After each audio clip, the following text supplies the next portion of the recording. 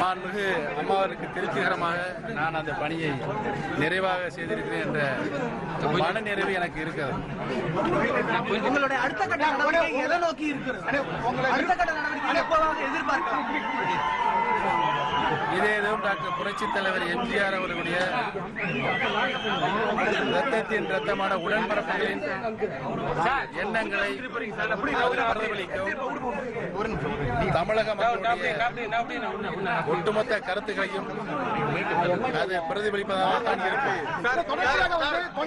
கூட்டம், அதாவது உங்களுடைய பேட்டிக்கு பிறகு தமிழகம் முழுவதும் பல்வேறு மாவட்டங்கள் தொடர்ச்சியா இங்க வந்துட்டு இருக்காங்க. இதை எப்படி பாக்குறீங்க? அதை முதல்ல சொல்லுங்க.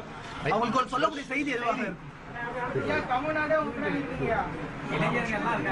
மாண்புமிகு அம்மாவர்கள் மீது எந்த அளவுக்கு தமிழக மக்கள், இளைஞர்கள், மாணவர்கள் பற்றும் பாசம் வைத்திருக்கின்றார்கள் என்பது இதன் மூலம் நிரூபணம் ஆகிறது.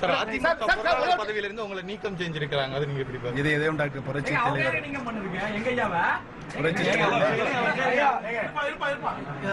அம்மா அவர்களால் 10 ஆண்டுகளுக்கு முன்னால் தரப்பட்ட பொருளாளர் என்ற பதவியினை நான் மாண்புமிகு அம்மாவுடைய மனநிறைவு கொள்கின்ற அளவில் பணியாற்றியிருக்கிறேன். அந்த பதவியிலிருந்து நீக்குவதற்கு தமிழகத்தில் யாருக்கும் உரிமை இல்லை.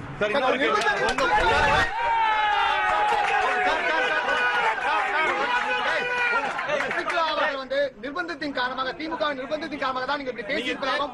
சட்டமன்றத்தில் நீங்க எதிர்க்கட்சிகளை பார்த்து சிரித்தீங்க அப்படின்னு ஒரு விஷயத்தை சொல்லியிருக்காங்க.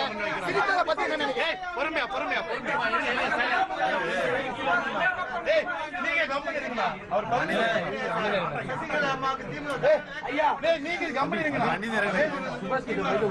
மனிதர்களுக்கும் மிருகங்களுக்கும் இருக்க மிகப்பெரிய வேறுபாடு சிரிப்பு தான்.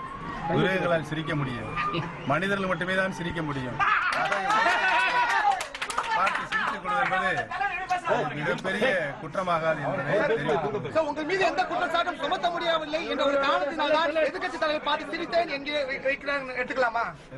உங்கள் மீது எந்த குற்றச்சாட்டும் வைக்க முடியவில்லை என்ற ஒரே காரணத்தினால்தான் எதிர்கட்சி தலைவர் பார்த்து நீங்க சிரித்து பேசுங்க என்ற கருத்தை வைத்திருக்காங்க, எடுத்துக்கலாமா? மணியில் கனமில்லை, அதனால் நான் யாருக்கும் பயப்பட தேவையில்லை.